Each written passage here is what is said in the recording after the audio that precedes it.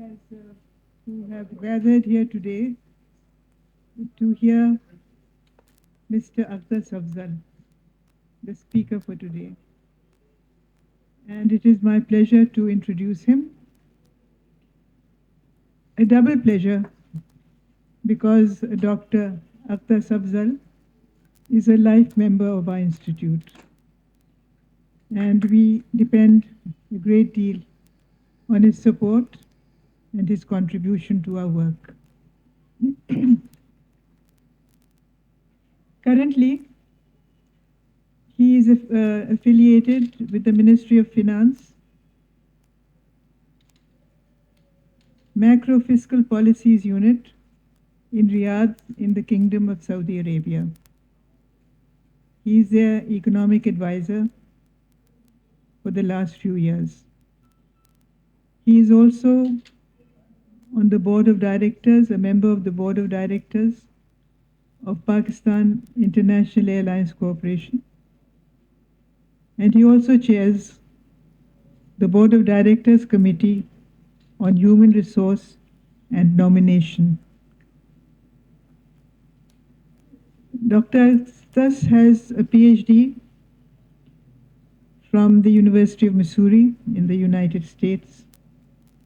He has diverse teaching experience. He has taught in many universities in Pakistan, in Habib University in Karachi, in the National University of Sciences and Technology, also called NUST, in Islamabad. He has taught in Rockhurst University, Kansas City, in Missouri in the United States, and also in Government College University in Lahore and the Lahore University of Management Sciences, which is also called LUMS, in Lahore, Pakistan. He has been affiliated with the Pakistan Poverty Alleviation Fund in Islamabad and with the Asian Development Bank in Islamabad. He has received so many honors and awards that I will not read out all of them, but suffice it to say that he is much celebrated and much honored.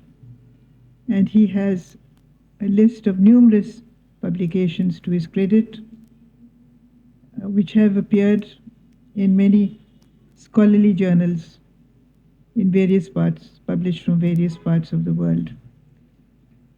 Dr. Aqdas Afzal is going to speak today on the theme From Free Trade to Strategic Trade, Lessons for Pakistan in a Changing Global Economy. Dr. Aqdas, the floor is yours.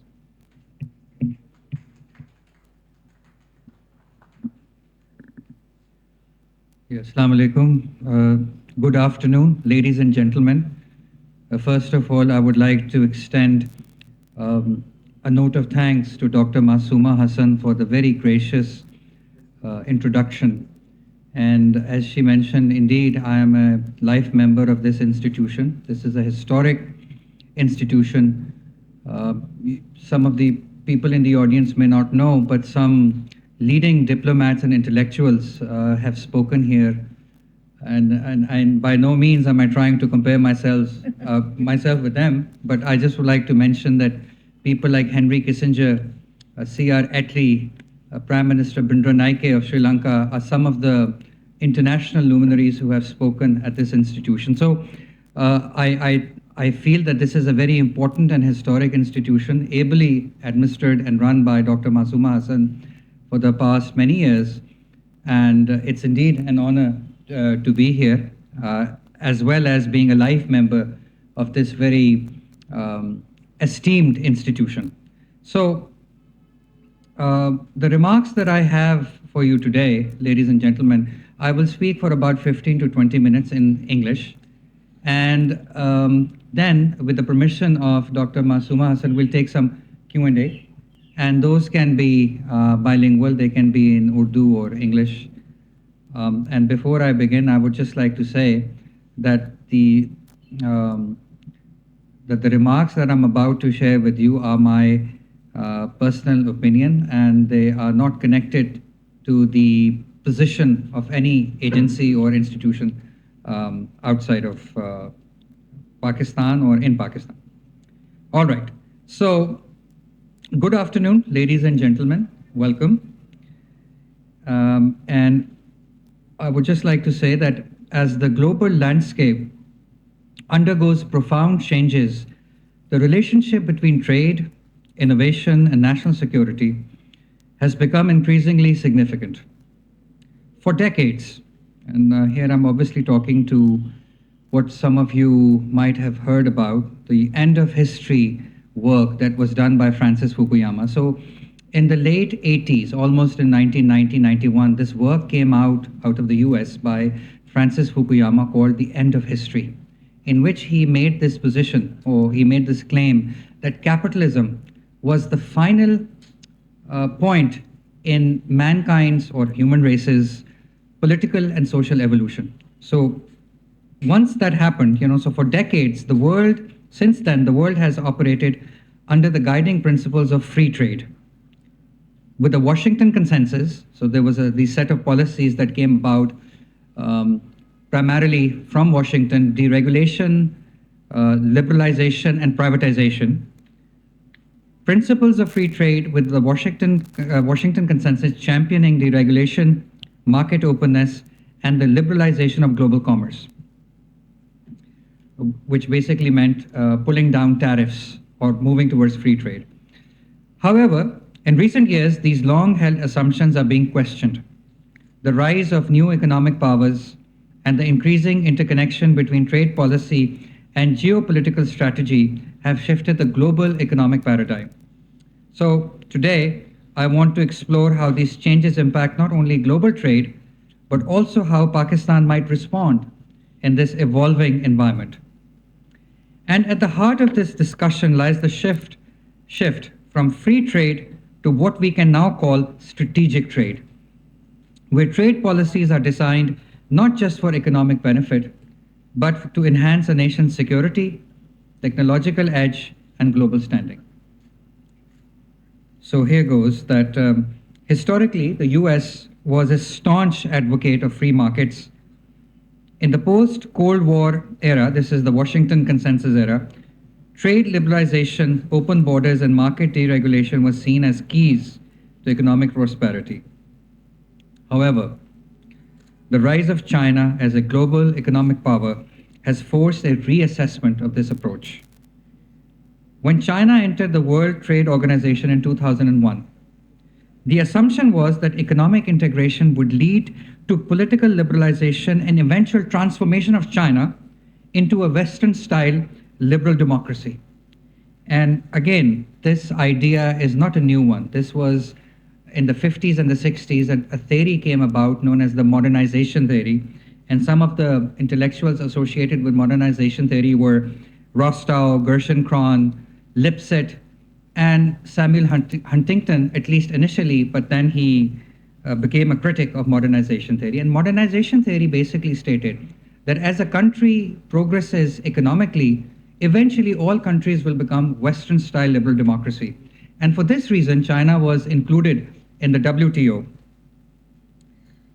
Instead, China's economic power has been used to strengthen its geopolitical influence. China has developed cutting-edge technologies, significantly boosted its military capacity, and making the global balance of power more complex and uncertain. For the United States, this shift has been especially profound. China's rise contributed to the loss of millions of American manufacturing jobs, particularly in industrial cities like Detroit. As US Treasury Secretary Janet Yellen pointed out, the United States lost over 2 million manufacturing jobs after China joined the WTO. Now, I would just like to say this as an aside. Manufacturing jobs in the US, and we are talking about blue-collar jobs, factory floor jobs, are seen as a pathway to a solid middle-class life. And some people have sort of connected the rise of make America great again type of politics to these job losses that have taken place since China joined the WTO. These changes prompted the US to move away. So, this loss of jobs has prompted the US to move away from the Washington consensus in favor of America First policies, championed by President Donald Trump during his first term and continued by President Joe Biden. And then now I've seen that President Trump is back in his second term. So, here I just want to make a quick reading that President Trump, it can be said, is smashing the post-war geopolitical order. US leadership wants to bolster growth at any cost, social, democratic, diplomatic, what have you. And they are determined to use their hegemonic power, mixing up military, financial, technological, and trade interests. So these are some of the things that are going on in the US right now. Now, coming back to tariffs, which is one of the main topics of these remarks. Ladies and gentlemen, tariffs are a critical tool in this new global economic landscape. Historically, tariffs have been treated with suspicion, especially after the disastrous effects of smooth Hawley tariffs of 1930, which reduced US exports and imports by 67%, and also contributed to the Great Depression.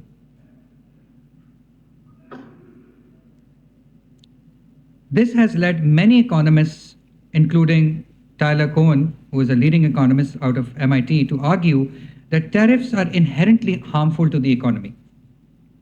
However, this argument overlooks an important point. Tariffs, like any economic policy, are tools, not intrinsically good or evil. Their impact depends on economic context in which they are applied. Tariffs work by shifting income from households, which are net importers, to producers who are net exporters.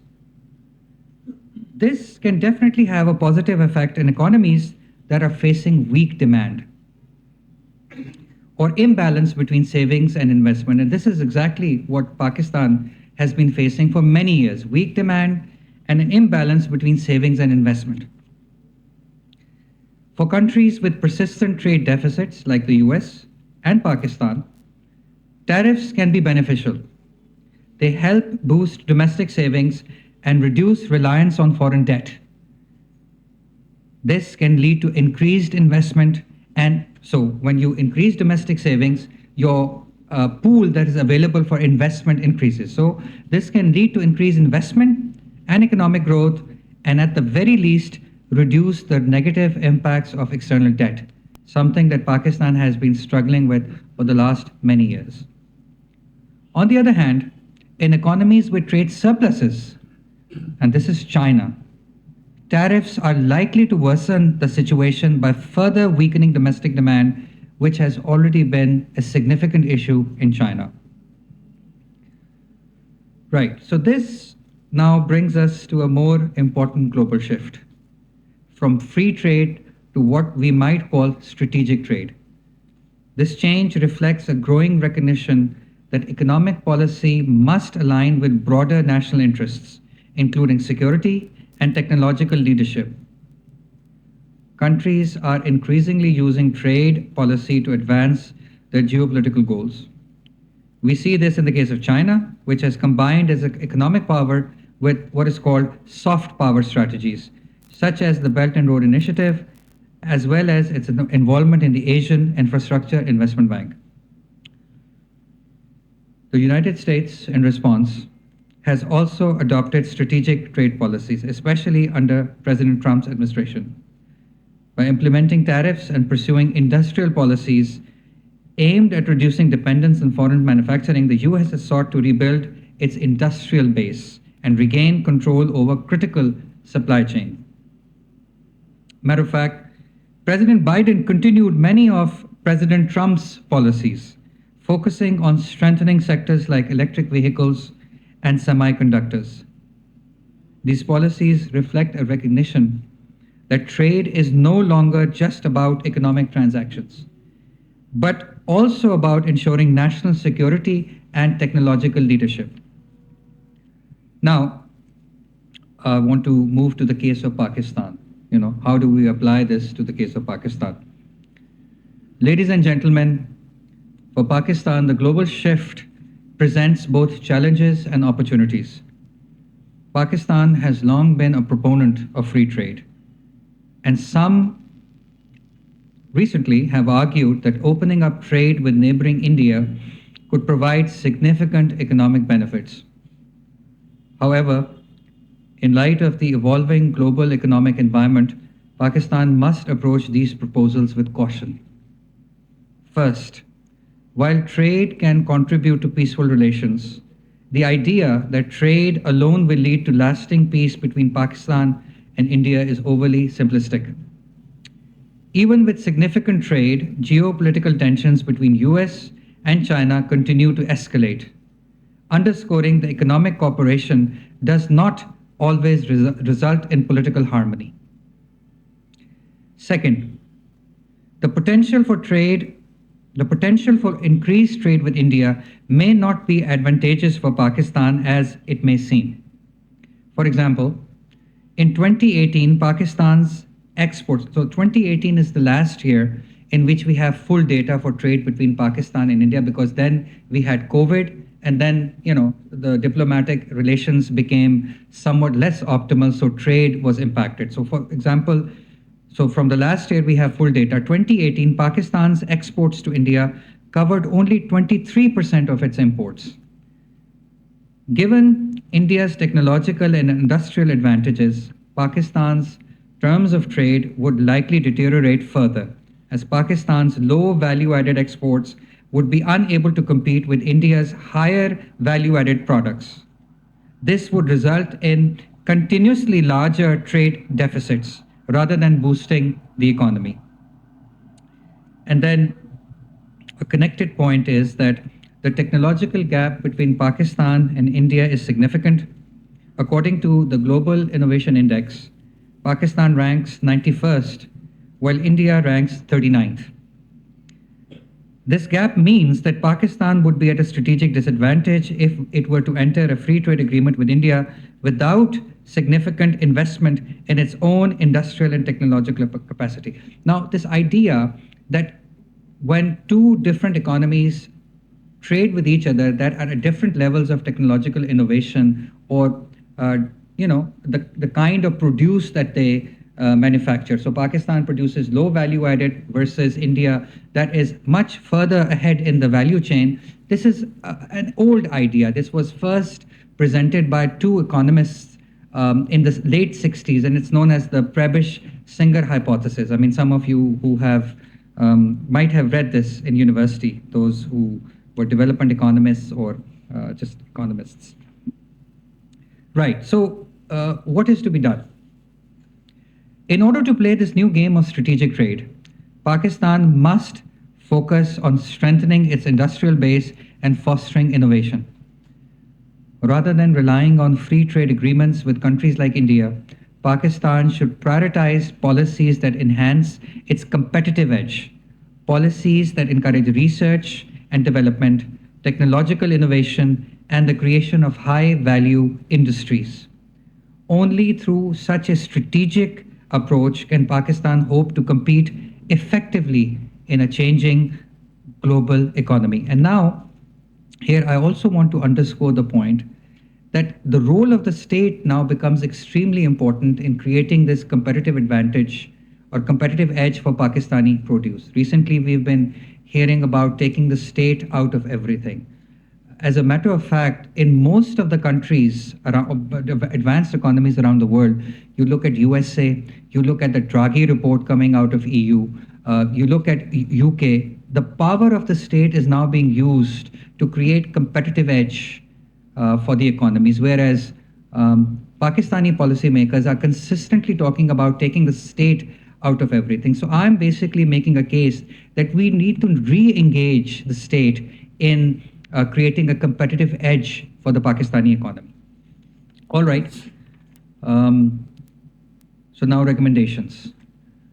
In light of what I have argued, I want to make the following policy recommendations. Number one, Pakistan should de-link trade and peace building with neighbors like India. Pakistan should certainly pursue peaceful relations with all its neighbors, but not by way of trade. Number two, Pakistan needs to visit, and this is a very important point, I think. Pakistan needs to visit its existing free trade agreements with neighboring countries in order to develop a sort of an automatic stabilizer in order to move towards strategic or guided trade.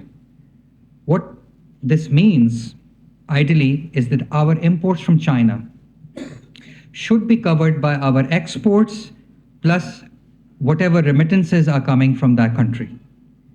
That is what is called balanced trade. The actual contours of that stabilizer, that policy stabilizer, how you are going to prepare that, may be worked out. Maybe we want to have China as a great friend of Pakistan. Maybe we want to have negotiations, and maybe we want to move in the direction of that automatic stabilizer in a staggered fashion. But this point needs to be looked at by Pakistani policymakers.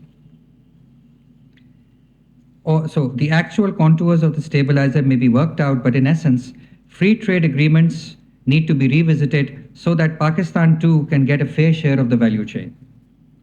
Number three, Pakistan must also up its game in international competitiveness by introducing a comprehensive innovation and industrial policy. We hear about Udan Pakistan, we hear about 5E framework. Where is the innovation and industrial policy? I haven't seen that. Innovation and industrial policy that will enable Pakistan's exports to compete with the rest of the world. Since increased competitiveness is a public good that will likely be reached through increasing the overall technological quotient, the state must take an important role. Here I'm hinting at a complete revamping of the Planning Commission so as to make it more like METI in Japan. As a matter of fact, taking a whole of government approach is the best way forward. A new think tank, research center should ideally be notified to assist with the strategic economic policies under the SIFC. And my final recommendation, and this is a very interesting recommendation.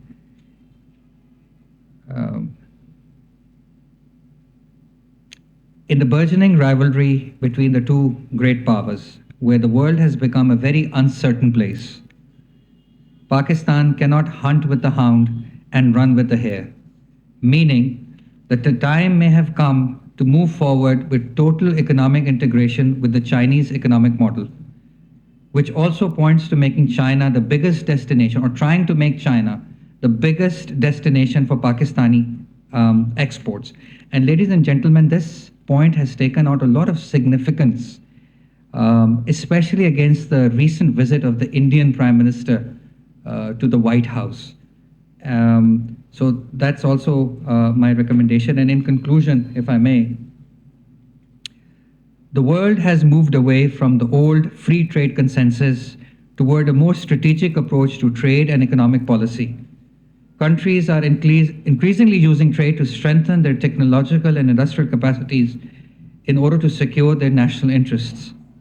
For Pakistan, this shift offers an opportunity to reconsider its approach to trade and to focus on policies that will enhance its industrial and technological capabilities. Rather than pursuing free trade agreements that could place it at a disadvantage, Pakistan must invest in innovation and strategic industries that will secure its future in a rapidly evolving global economic landscape. I thank you very much.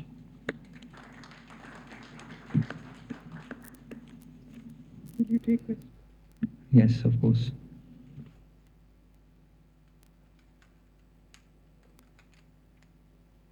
The floor is now open to questions.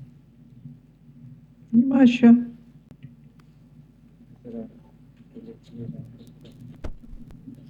Thank you so much. My name is Syed Muasha. I'm a member of this institute.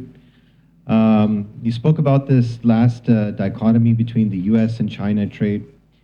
I want to talk about a third party that we don't talk about often enough, and I want to wonder why we don't talk about it enough, and perhaps you can shed light about that, is the European Union. which is the biggest trade partner for Pakistan, is not the United States. This is a big misnomer, and I don't know why that's being promoted, that the United States is the biggest export partner. It is now the European Union collectively, and then comes the United States and China. So if you could shed a few comments on that, I'd appreciate it. I think, Joe, whatever my core argument today is, I think that still stands. I think there is uh, the point that I'm trying to make here tonight is that we need to move away from this idea of free trade towards what I'm calling strategic trade. And what that means is that we would need to place strategic tariffs on a lot of things in Pakistan. So that's the idea that I'm presenting, and I'm also questioning the existing, not questioning, but rather I'm appealing to Pakistani economic policymakers to revisit our existing free trade agreements even with friendly countries. And the third point that I have made is that this administration recently spoke about entering into a potential free trade agreement with India, and my case is that it is not going to be terribly advantageous for Pakistan. So that's three things that I've talked about. But your point is well noted. My name is Nafis. I really, it was a nice presentation. Okay, thank you.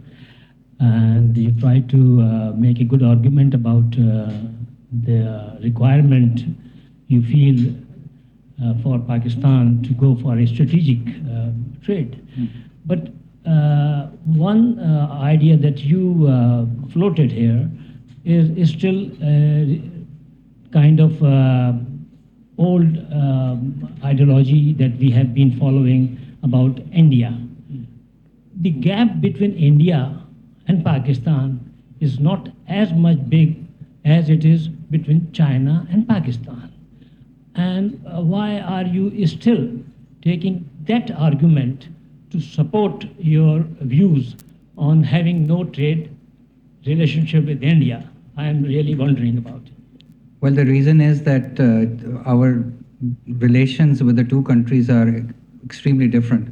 I think what certain things can be tolerated in the case of one country should be looked at probably 3 times before we engage in something like that. So I think the whole argument is that trade has to be a function of certain gains that you are going to make in national security and technological advancement. Free trade is not what it seems to be, and this is evidenced by majority of the advanced economies as well as emerging economies moving away from the idea of free trade, whereas Pakistani policymakers keep talking about free trade, and free trade. I think free trade is going to be extremely detrimental to Pakistan developing the competitive edge, our exports developing the competitive edge, and this will not come about without state assistance or state role. Whereas when I hear Pakistani policymakers talking about economic policy, they are talking about free trade, they are talking about lowering tariffs, and they are talking about taking the state out of everything, which is the complete opposite of what is happening in the rest of the world. So I think Pakistan's economic policy needs to be reevaluated in light of what is going on in the rest of the world. So this is my argument today. Make the similar comparison. You have talked about our other strategical policies, but if the problem is our relationship with India is a matter of concern, then what about the current relationship with Afghanistan? We are still having a good trade with them, despite all the tragedies. We should not be having free trade with any country. We should be having strategic trade with all countries, including China. And my point number, which point? My point number 2 in the recommendations is that we need to revisit our existing free trade agreements, especially with China. This is the point I made vis-a-vis developing a automatic stabilizer. So that's been my position. Dr. Sabina Khalil from the ERC. Thank you so much for giving me this opportunity. But since we were talking about trade and exports, imports, and everything, and tariffs, but all these things are really very important. But taking a step back to production and productivity, if production is not sufficient enough to make your exports, viable, then it becomes meaningless to talk about tariffs and everything. So, and you also talked about China, and China means that CPAC comes to your mind, right? So, I would really like to know how do you see the future of special economic zones? Do you think it would be contributing to extra production for exports? And then we can talk about tariffs and everything related to trade. But important thing is how we can make our economy viable enough to produce enough to export. Thank you, Dr. Samina Khalil. Thank you for that question and thank you for coming tonight. The point that I'm making here is that the two or three main points. I think one point is everybody understands that I'm questioning this whole idea of free trade or whether it works in the benefit of certain countries or not. And for that, I have given the example that tariffs are just a type of economic tool. They're not inherently good or bad. It's how you use them, depending on whether you are running trade deficits or you are running trade surpluses. If you are a country like the US or Pakistan that is running perpetual and huge trade deficits, then tariffs come into play as something that can bring about investment, they can bring about economic growth, and they can help you in shielding your economy from more foreign debt. The second point that I have made is about state power or using the state as a tool for developing competitive edge for an economy. And in the end, what I have noted is both of these things, Pakistan's economic policymakers seem to be moving in a position of having less and less and less tariffs and taking the state out of all economic policy making. I think these ideas or these directions need to be revisited. We need to learn from what is going on in the world, and I would like to recommend or suggest that everybody take a look at the Draghi report that has come out of EU and what the European Union is now talking about. They are talking in the same language as that of as the language coming out of President Donald Trump's administration. And it's only a matter of time that Pakistan is also going to be facing some interesting tariffs from the United States. So I think it's only a matter of time. मैं उर्दू में पूछना चाहूँगा. Sure. मैं planning commission में रह चुका as adviser CPEC के ऊपर. आप इसमें ग्रामी आपका? मेरा Mohammad Masood Akram, commodore retired. Okay. Presently director नीमा Karachi. I recently joined. So by virtue of being in planning commission, so I was thinking कि आपसे expect कर रहा था शायद आप हमारे putting our house in order would be your priority this which I had been actually कहता रहता हूँ कि जी गुड गवर्नेंस का बहुत बड़ा इशू है और वो ऊपर से लेके नीचे तक हमें इश्यूज है. You understand what I am saying? Maybe not. Then अब दूसरा ये जैसे आपने बात की, I had been in Qatar as defence attache also. तो उधर मुझे पता चला कि वहाँ से फिलीपीन से जो मेड्स आती हैं उनको भी वो 6 महीने की ट्रेनिंग देते हैं, उनको लैंग्वेज भी सिखाते हैं. आप सऊदीया में, you understand what I am saying. हमारा जो पाकिस्तानी है बाहर जाता है वो स्किल्ड नहीं है, बिल्कुल लो लेवल की जॉब करता है. और हमारे अपने अगर पाकिस्तान के अंदर देखेंगे स्किल्ड लेबरशिप का तो इशू बहुत बड़ा मसला है. ठीक है ना, आप समझ ही रहे हैं. और हमारा अभी अगर हमारी पॉपुलेशन है 250 मिलियन पे हम पहुँचे हुए और हमारे आप अपने हालात देखें तो हमारी एक इंडस्ट्री का और कॉटेज इंडस्ट्री नहीं एग्जिस्ट करती. छोटी है बट वो उस लेवल की नहीं है जैसे चाइना में. चाइना का मेन स्ट्रीम में भी, I am not economist, but cottage industry बहुत बड़ा रोल प्ले करती है. ऑल्दो ओवर हीटिंग उनकी हो रही है, बट देन उसके अलावा जो मैं देखा था वहाँ पे मिनिस्ट्री में जाते टैक्स रिफॉर्म्स की बात होती है. एक اچھا ٹیکس رجیم، آپ اس کے اوپر بہتر کمنٹ کر سکتے ہیں.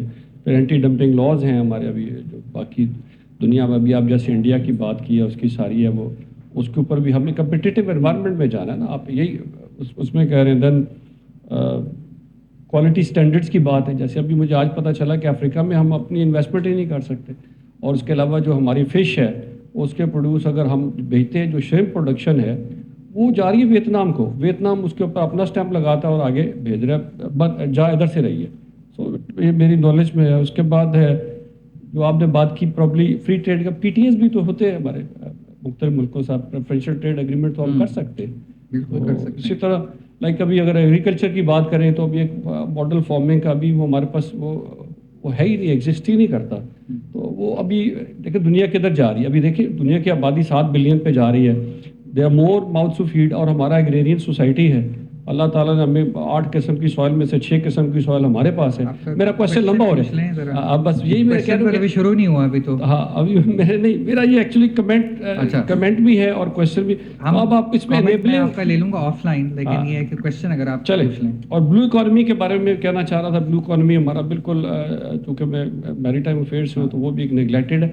میرا بس اینڈ میں کوشچن یہ کہ آپ انیبلنگ انوائرمنٹ میں جو گورنمنٹ کا رول ہے، اسٹیٹ کا رول ہے، اس میں آپ جو آپ نے اسٹیٹ کا بھی مینشن، اس میں آپ کا کیا کمنٹ ہے یہ ساری چیزوں کو دیکھتے ہوئے ٹو امپروو دی. کوشچن آپ نے بڑا اچھا پوچھا ہے کامریڈر صاحب. Thank you for attending tonight and thank you for your service to our country. I also appreciate that. Sir نے پوچھا کہ جو اسٹیٹ کا رول ہے اس کو آپ کیسے دیکھتے ہیں. میرا خیال ہے جب ہم اسٹیٹ کی بات کرتے ہیں نا تو ہم کسی گورنمنٹ کی بات نہیں کر رہے، ہم بات کر رہے ہیں ریاست کی. ریاست کے جو ادارے ہیں، بیوروکریسی ہے، سو آن اینڈ سو فورتھ. تو پاکستان میں ایک روش چلی ہے کچھ عرصے سے. یہاں پہ کچھ اکانومسٹ آئے ہیں، یہاں پہ کچھ ایکس انٹرنیشنل فائنینشیل انسٹیٹیوشنس کے ریٹائرڈ لوگ ہیں جو بار بار ہمیں یہ بات بتاتے ہیں کہ آپ کو جو ہے نا بھائی صاحب اسٹیٹ کو ہر چیز سے نکالنا ہے. آئی تھنک یہ اتنی غلط بات نہیں ہے، کیونکہ ہم نے دیکھا یہ ہے کہ اسٹیٹ جو ہے نا وہ اتنی ایفیشینٹ نہیں رہی اکانومی مینیج کرنے میں. آپ اسٹیٹ اون انٹرپرائزز کو دیکھیں.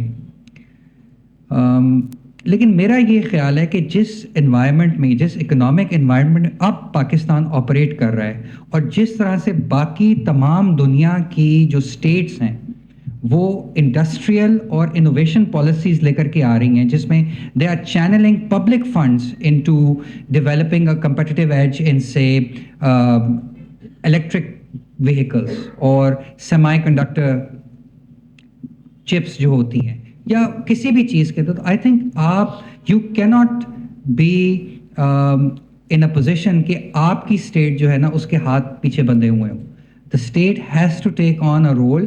اس کو انوویشن اور انڈسٹریل پالیسی کی طرف جانا ہے. تو اسی لیے میں نے یہ کہا ہے کہ اسٹیٹ کا رول بہت امپورٹنٹ ہے اور وہ پوری ایک چین اس کو بنانی ہے، فرام یور ایجوکیشن کریکولا آل دا وے. یہ جو آپ نے اسکلس ٹریننگ کی بات کی نا کہ جو آپ کا لیبر باہر جا رہا ہے اس کو کس قسم کا لیبر آپ نے باہر بھیجنا ہے. تو اگین میں یہ کہوں گا کہ اسٹیٹ کا رول بہت امپورٹنٹ ہے. We need to revisit our economic policy. State کو واپس لے کر کے آئے. اور پلاننگ کمیشن جس کا آپ نے اگزامپل دیا، I think it has not been very, میں کیا کہوں اس کو، اس نے اتنا کوئی زیادہ کنٹریبیوٹ نہیں کر سکا planning commission. I think we need to study MITI in Japan, ان کی جو تھنک ٹینک ہے وہاں پہ، اور اس کی طرز پہ ایک نیا تھنک ٹینک بنانے کی ضرورت ہے. اور میں نے یہ سجیسٹ کیا اپنے ایک پوائنٹ میں کہ SIFC کے انڈر ایک نیا تھنک ٹینک / ریسرچ سینٹر جو ہے نا وہ نوٹیفائی کیا جائے. وہ ہے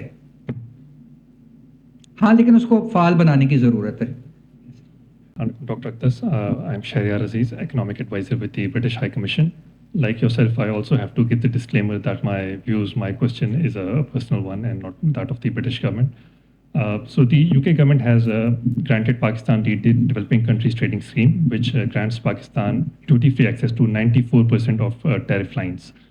The utilization rate apart from textiles remains very low. So when we pursue policies of protectionism, how do we address the fundamental problem of developing a problem which the world wants to buy? Thank you. تھوڑا سا اگر آپ بتائیں کہ جو protectionism کی آپ بات کر رہے ہیں، I don't know why you are calling it protectionism. I did not use that term. So what are you really referring to? imposing tariffs on imports so that we can develop a domestic industry. But then when you say what to sell, we don't This really is have. exactly what the UK government is. Is it engaging in protectionism? The UK government, Yeah. well, they have granted Pakistan access to. नहीं जो वो अपने tariffs लगा रहे हैं चीज़ों के ऊपर काउंटर टैरिफ्स लगाएंगे is that protectionism I think your question is a bit politically loaded so I don't know कि मैं अब Please answer. हाँ आपका जो सेकंड पार्ट का क्वेश्चन है वो आपने कहा हाउ डू यू डेवलप तो उसका यही आंसर है कि you use the power of the state to channel funds towards strategic sectors और उसमें इकोनॉमिक पॉलिसी मेकर्स का रोल जो है वो बहुत ही इंपॉर्टेंट है and like I said we need to revisit the economic policy making paradigm of this country we need to not close our eyes and be blinded by the advice coming from international financial institutions. We need to use our own thinking and revisit, challenge, and develop Pakistan-specific policies that are good for Pakistan. Thank you very much, Aqdas Saab, for enriching our understanding. My name is Shahid Ali. I'm a member of this institute and I'm a practicing lawyer. My question is, you talked about revisiting free trade agreements with neighboring countries. First question is, are we in a position to do that? Number one. Number two, you prescribed that we should create a knowledge economy with innovation, with knowledge and information as drivers of growth. And then you talked about consolidation of industrial base, right? Don't you think, of course, these things depend on other factors as well, like energy resources, literacy, political stability, and population. Population overgrowth is a problem here. So don't you think that the problem is a bit trickier? Okay, it's easier said than done. Of course, prescriptions are easy, but until and unless we'll address these issues, I mean, sustainable energy resources, literacy, illiteracy, political stability, and population overgrowth, we won't be able to find a sustainable solution in the long term, sir. Thank you, sir. काफ़ी आपने मुश्किल question पूछ लिया है मेरे से अब नहीं I'll do my best. I think the first part of your question was yes, I have made a case that we need to revisit all our free trade agreements with all our neighbors. Now your second part of your question was, are we in a position to do that? We may not be in a position to do that, but we should definitely think about it. We should find ways to talk to our friendly countries and find a staggered approach to do it. So my preferred formula is that the imports from a country that we are trading with, our export plus remittances should equal that. Now, that's an ideal world. It may not happen right away, but we can develop some kind of automatic stabilizer. We can talk to certain countries, but we need to look at what kind of a trade deficit or surplus we are carrying with a particular country. So yesterday or the day before yesterday, the Turkish president was here in Pakistan, and it was officially said from the government of Pakistan that we want to take bilateral trade with Turkey to $5 billion US. Now, we need to not only take the total volume of trade up with a country, but it should be a trade surplus in our favor. That's also something that we need to look at. Otherwise, your currency, your current account deficit will keep increasing. The government has done wonders right now by maintaining a slight current account surplus, but then your rupee will always be under pressure. It will always lose value against US dollar. And since we import fuel, and fuel is the basic driver of inflation in Pakistan, things will keep getting more expensive, leading to more political instability, so on and so forth. So I think these are some of the things that I'm pointing towards.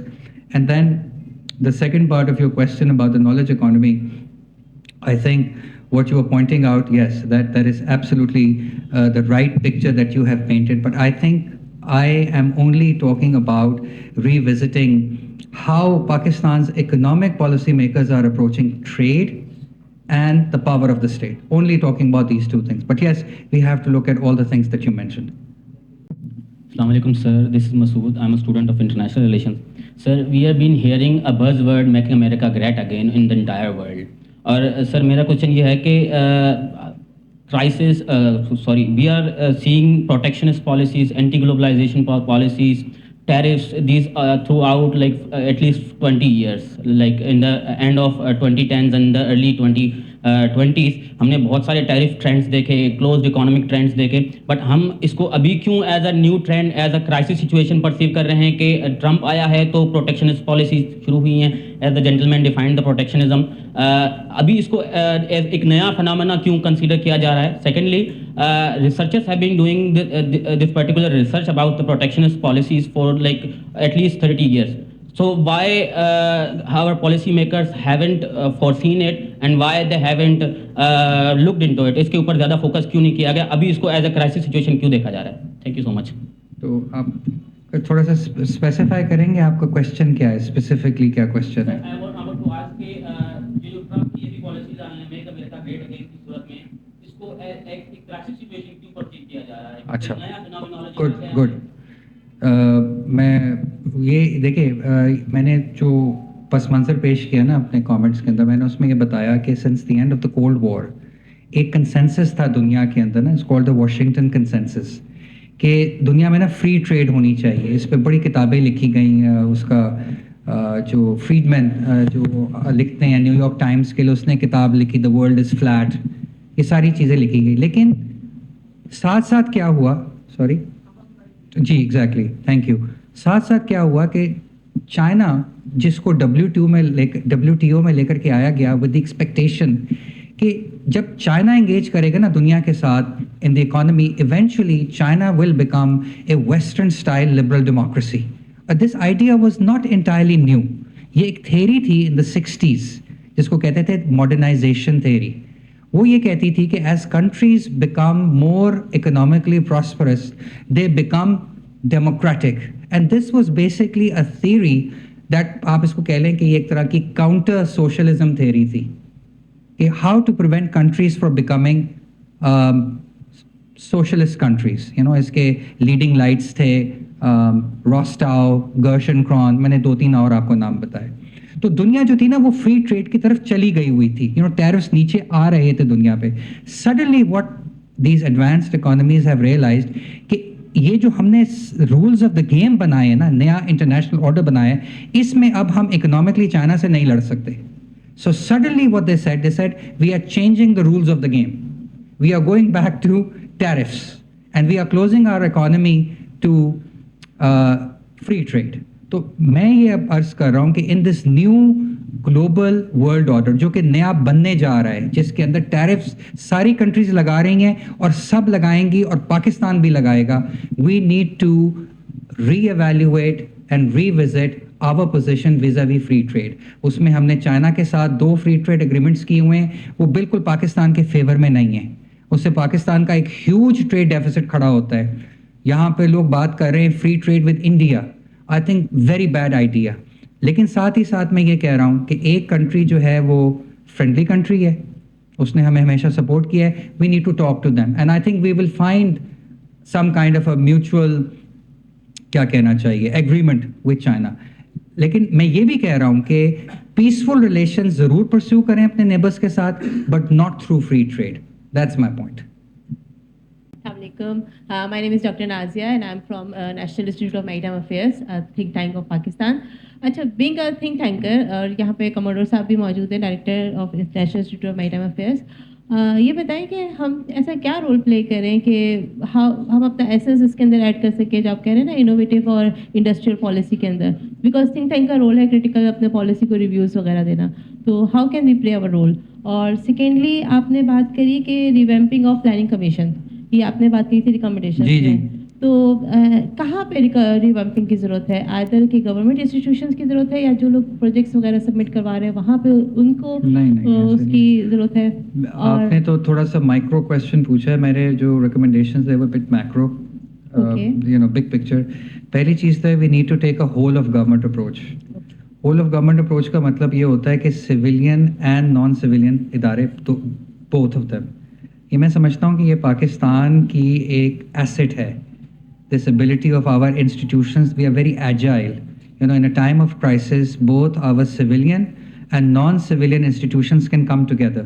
یہ asset ہے پاکستان کا, یہ اور institute دنیا میں نہیں ہوتا, ہوتا ہوگا لیکن ہمارے یہاں ضرور ہوتا ہے. میں ایگزامپل دوں گا کووڈ-19, اس میں NCOC is a very good example of that happening. Then پھر میں آپ کو ایگزامپل دوں گا SIFC in stabilising the economy. So I think this is تو یہ ہے ہول آف گورنمنٹ اپروچ. تو پہلی تو چیز یہ ہے کہ you need to develop a whole of government approach, اور اس کے نیچے یو نیڈ, میرے خیال میں the whole of government needs to notify a new think tank / research center جو کہ کام کرے انڈر دی SIFC. تو یہ میں نے ایک اسپیسیفک, اور اس کا ماڈل کیا ہونا چاہیے, میٹی ان جاپان. اگر آپ اس کو اسٹڈی کریں نا, تو پہلے اس کو MITI کہتے تھے, پھر بعد میں وہ METI بن گیا. تو اس کے اندر آپ کو جو ہے نا ایک بہت ہی اسکلفل ہیومن ریسورس کریٹ کرنا ہے. یو نو PhD اکنامکس کے لوگ جو ہوں, ٹریڈ تھیری اسپیشلسٹ ہوں, ٹیکنالوجی اسپیشلسٹ ہوں, لائرز ہوں جو آپ کو بتائیں نئے انسٹیٹیوشنل فریم ورکس کیسے بنانے ہیں. تو یہ میرا آئیڈیا جو ہے نا میں آپ کو دے رہا ہوں, اور پھر وہ لوگ آپ کے لیے ایک نئی انوویشن اینڈ انڈسٹریل پالیسی بنائیں گے, جس کا مطلب یہ ہے کہ اسٹیٹ کیسے اپنے ریسورسز کو یوز کر کے, یعنی کہ اسٹیٹ ول آئیڈینٹیفائی چیمپئنس, کہ جیسے ابھی ہماری IT کی ایکسپورٹس بڑھ رہی ہیں, آپ نے نوٹ کیا ہوگا نا کہ IT کی ایکسپورٹ بہت بڑھ رہی ہیں پاکستان میں. تو اس کو کیسے the state can take under its wing, اور اس کو کیسے بڑھایا جا سکتا ہے. تو this is the idea that I am presenting. السلام علیکم, میرا نام عطاء الرحمان ہے. ہماری ایکسپورٹس ہیں گارمنٹس کی سعودی عرب میں. آپ جدہ میں جو بلد ہے جگہ, وہاں ہم لوگ کا جو ہے وہ گارمنٹس کا سامان جاتا ہے. اچھا, ہم لوگوں کو جب ہم لوگ انٹرنیشنل مارکیٹ میں اترتے ہیں اپنی پروڈکٹ لے کے نا, تو ہمارے پاس سب سے بڑی جو کمپٹیٹر ہوتا ہے سامنے انڈیا کھڑا ہوا ہوتا ہے. ٹھیک ہے, جو آپ نے بات کی کہ انڈیا اور پاکستان کے درمیان جو ہے وہ ٹریڈ کے ریلیشنز ہونے چاہیے, یہ ایکسپورٹرز اس چیز کو بہت اچھی طریقے سے سمجھتے ہیں کہ ایسا ہونا چاہیے. کیونکہ ہمارا مسئلہ یہ آتا ہے ریٹس کمپٹیشن میں, ہمارا مسئلہ یہ آتا ہے کہ ہم جو پروڈکٹ لے کے کھڑے ہوئے ہوتے ہیں, انڈیا اس کی آدھی قیمت میں پروڈکٹ لے کے کھڑا ہوا ہوتا ہے. اب مسئلہ ہے کہ ہمیں پروڈکٹ کو کاسٹ افیکٹو بنانے کے لیے نا ہمیں سمجھیں آلموسٹ کرائم کی طرف آنا پڑتا ہے, جس میں لیبر کو بہت کم ویجز پہ ہم کام کرواتے ہیں. ٹھیک ہے, اور بہت زیادہ جو ہے مطلب ایکسپلائٹیشن ہو رہی ہوتی ہے, کیونکہ ہمیں انٹرنیشنل مارکیٹ میں جو ہے نا کمپیٹ کرنا پڑا ہوتا ہے, ریٹس کو کمپیٹ کرنا پڑتا ہے. ابھی میں بلد میں تھا, جیسا آپ نے جدہ کے اندر بڑی مارکیٹ ہے, تو ادھر ایک عربی سے میری بات ہو رہی, میں نے اس کو جب ایکسپورٹس کر دیے گارمنٹس, تو اس نے بولا یار مجھے اب نہیں کرنا, میرے پاس ترکی سے کم ریٹس میں آ رہا ہے. اب اس میں نا ہم لوگوں کو بہت زیادہ مشکل ہوتی ہے. اب ہم جو ایکسپورٹرز ہیں وہ یہ چاہتے ہیں کہ دیکھیں دشمنی ایک طرف, لیکن ساری چیزیں ہٹا کے ٹریڈ جو ہے نا, جو ہمیں را مٹیریل کم ریٹس پہ ملے اور ہم اینڈ پروڈکٹ جو ہے اچھے ریٹ میں تیار کریں تاکہ ہم مارکیٹ میں اس کو لے کے پہنچے تو ہماری پروڈکٹ نکلے. دوسری کہ ہماری کچھ پروڈکٹس ہیں جو لیدر پروڈکٹس ہیں, اب اس کے اندر اس میں بھی دوسرے ملک کھڑے ہوتے ہیں پروڈکٹ لے کے. اب لیدر جو اینڈ سائڈ پہ ہم تیار کرواتے ہیں, جو بھی چیز پروڈکٹ تیار کرتے ہیں, اس میں یہ ہے کہ جیسے آپ جو ریکمنڈیشن دے رہے ہیں, مطلب اس کو پالیسی بننا چاہیے. مطلب آپ کی جو ریکمنڈیشنز ہیں وہ بالکل اسٹرانگ ہے. مطلب ایکسپورٹر جو بھی ہیں جو اپنا جو سن رہے ہیں اس کو, وہ یہ چاہیں گے کہ اس کو پالیسی بننا چاہیے. تو کوئی ایسا ادارہ ہے جس کو سیریس لے کے پالیسی بنائے, کس چیز کو پالیسی بننا چاہیے؟ جیسے آپ نے بولا انڈیا سے ٹریڈ, میں نے تو یہ نہیں کہا, میں تو اس کے اپوزٹ بول رہا تھا. میں نے کہا کہ فری ٹریڈ نہیں ہونی چاہیے, لیکن ساتھ میں ایک چیز یہ بتا دوں کہ میں نے فری ٹریڈ کہا ہے, میں نے یہ نہیں کہا کہ ٹریڈ نہیں ہونی چاہیے. بالکل میں بول رہا ہوں کہ آپ اسٹریٹجک ٹریڈ ضرور کریں, اور جہاں پہ اسمگلنگ بھی ہوتی ہے, ڈاکٹر صاحب بتا رہی ہیں, تو میں یہ کہہ رہا ہوں کہ اسٹریٹجک ٹریڈ کریں جہاں پر پاکستانی ایکسپورٹس کو فائدہ ہوتا ہے, بالکل وہ چیز آنی چاہیے ٹیرف فری. لیکن اگر آپ نے اپنی اکانومی کو فری ٹریڈ کیا انڈیا کے ساتھ, ان کا جو ٹیکنالوجیکل پاور ہے آپ کے مقابلے میں, آپ کے یہاں جاب لاسز ہوں گے, ہر چیز, ہر انڈسٹری, ہر مینوفیکچرنگ بیٹھ جائے گی.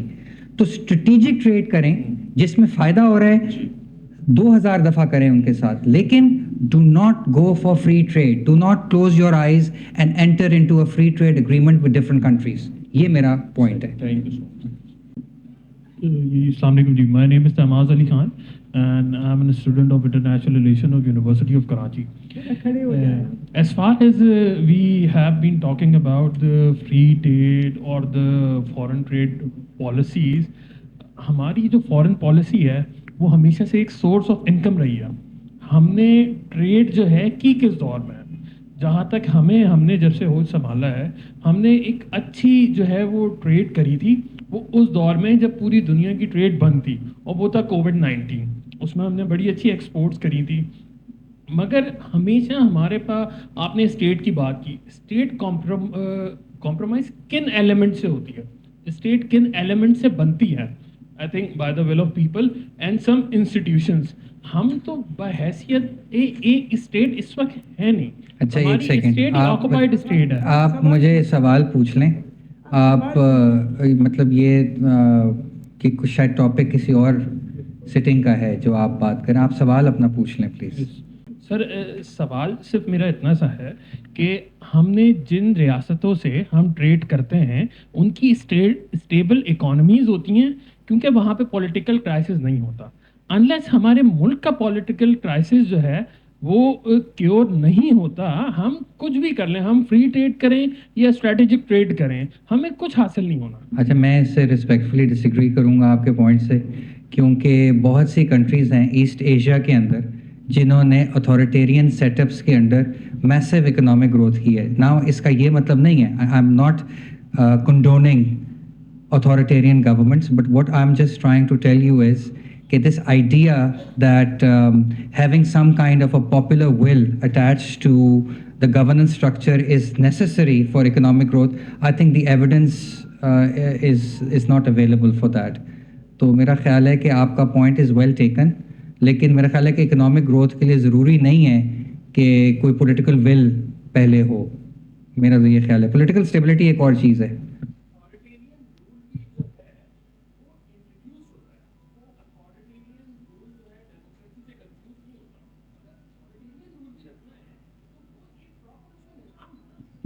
چلیے میں یہ نوٹ کر لی ہے آپ کی بات۔ السلام علیکم، my name is Shahryar. Sir I just want to ask about Pakistan Afghanistan relationship. بہت بڑی مارکیٹ ہے افغانستان کی، ابھی تک صرف اسمگلنگ ہی ہو رہی ہے اور بہت بڑا ہٹ کرتا ہے افغانستان سے، جو ہٹ ہوتی ہے پاکستان پہ، ہماری کرنسی پہ ہمیشہ سے پریشر وہاں سے۔ ہمیں کیا پالیسیز اپنانی چاہیے ریگارڈنگ افغانستان، ہم اس کی جو مارکیٹ سے فائدہ اٹھا سکیں، اور کس طرح ہماری جو نیبرنگ کنٹری ادر ایران ہے وہاں سے بھی بہت اسمگلنگ ہو رہی ہے، کٹ ڈاؤن کس طرح سے کر سکتے ہیں اور بینیفٹ کیسے لے سکتے ہیں؟ Thank you. Of course, I'm not making a case that we should engage in any kind of smuggling.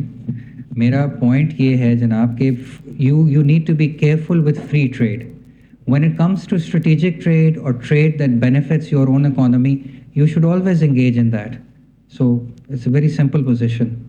کہ free trade existing جو agreements ہیں they need to be revisited with friendly countries, and whatever someone is saying regarding free trade with another neighboring country, I think peace talks, or if they happen, need to be dehyphenated, and we need to think twice before engaging in free trade with any country for that matter. السلام علیکم سر، مائی name از چتر سنگھ۔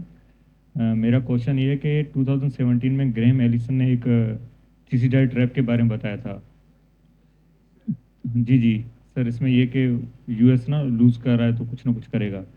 تو سر اصل میں یہ ہے کہ capitalism میں وہ پورا ڈپینڈ کرتا ہے فری ٹریڈ پہ۔ تو ابھی جب فری ٹریڈ کو آپ ہینڈیکیپ کر رہے ہیں تو کیپٹلزم کا کیا ہو رہا ہے، ڈیتھ ہو رہا ہے، اور کیپٹلزم انٹرلنک کرتا ہے ڈیموکریسی سے، تو ڈیموکریسی سے انٹرلنک کرتا ہے۔